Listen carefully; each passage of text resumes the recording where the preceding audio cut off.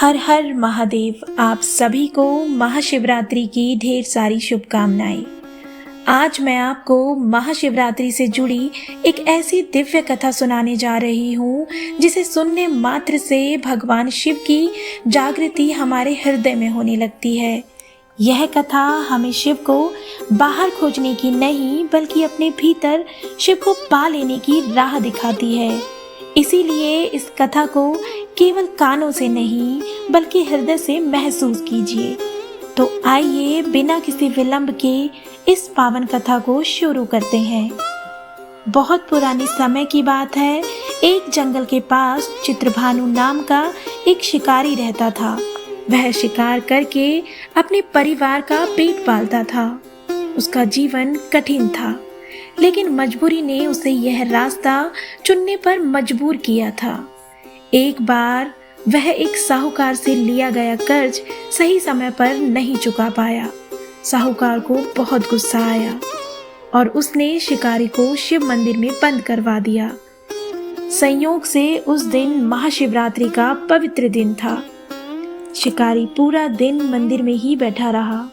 वहां वह साधुओं और भक्तों से भगवान शिव की बातें और उनकी महिमा, उनका गुणगान और शिवरात्रि व्रत की कथा सुनता रहा।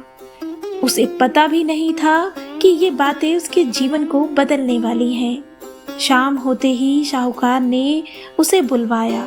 शिकारी ने वादा किया कि वह अगले दिन पूरा कर्ज लौटा देगा। यह सुनकर साहूकार ने उसे छोड़ दिया।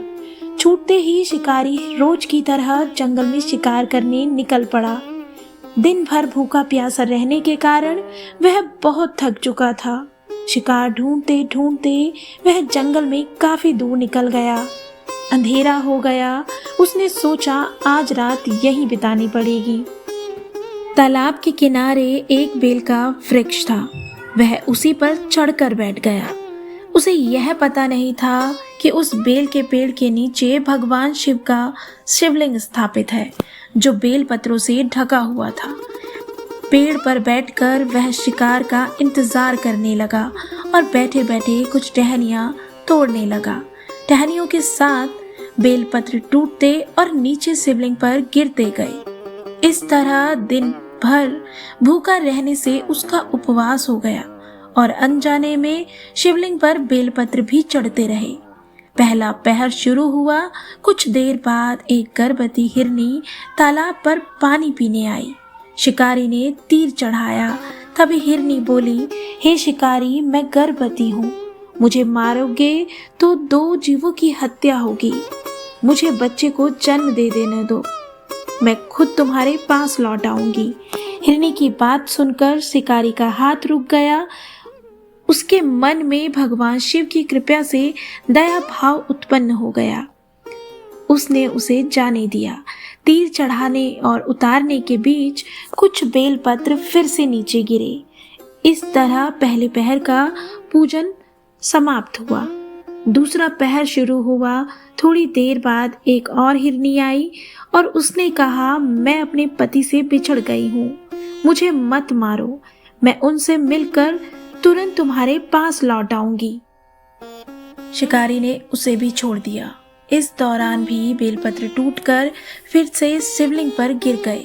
दूसरे पहर का पूजन भी पूरा हो गया। तीसरा पहर शुरू हुआ। अब एक हिरनी अपने छोटे छोटे बच्चों के साथ आई। शिकारी ने तीर उठाया। हिरनी बोली, इन बच्चों को मत मारो, मुझे मार दो। इन बच्चों को मैं इनके पिता के पास छोड़ आऊं, फिर मैं लौट आऊंगी। अभी मुझे मत मारो। उसका दुख देखकर शिकारी का दिल पसीज गया। उसने इस हिरनी को भी जाने दिया। रात लगभग बीत चुकी थी। चौथा पहर था। तभी एक हष्ट-पुष्ट हिरन आए। वह बोला, अगर मेरी पत्नियां और मेरे बच्चे अभी जीवित हैं तो मुझे भी कुछ समय दे दीजिए। मैं सबको लेकर तुम्हारे सामने लौट आऊंगा। शिकारी ने पूरी रात की बात उसे सुना दी। हिरन ने कहा, जैसे तुमने उन सब पर भरोसा किया वैसे मुझ पर भी भरोसा करो। शिकारी ने उसे भी जाने दिया। सुबह हो गई। महाशिवरात्रि की पूरी रात निकल चुकी थी।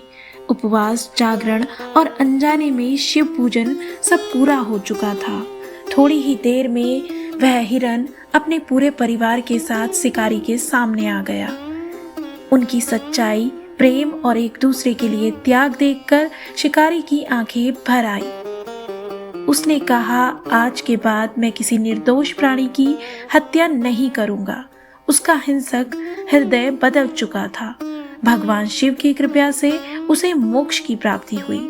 मृत्यु के समय जब यमदूत उसे लेने आए तो शिवगणों ने उन्हें लौटा दिया और शिकारी को शिवलोक ले जाया गया।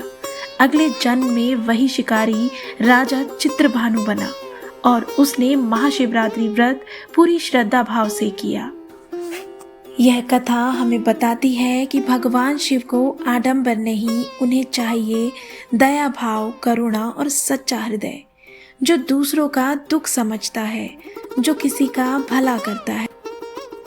दोस्तों, शिव की कृपा हर उस क्षण हमारे साथ होती है जब हम क्रोध के स्थान पर सरलता अपनाते हैं और किसी को क्षमा कर देते हैं। जब हम बिना किसी दिखावे के भीतर से सच्चा और सही बनने का प्रयास करते हैं, तब भगवान शिव को पाने के लिए किसी आडंबर की आवश्यकता नहीं रहती, क्योंकि भोलेनाथ भोली भक्ति से प्रसन्न होते हैं। यदि इस कथा ने आपके हृदय को जरा भी स्पर्श किया हो तो कमेंट में ओम नमः शिवाय जरूर लिखें। कथा को लाइक करें, शेयर करें और चैनल को सब्सक्राइब करें ताकि ऐसी ही और कथाएं मैं आप सभी तक पहुंचा सकूं। ओम नमः शिवाय। हर हर महादेव।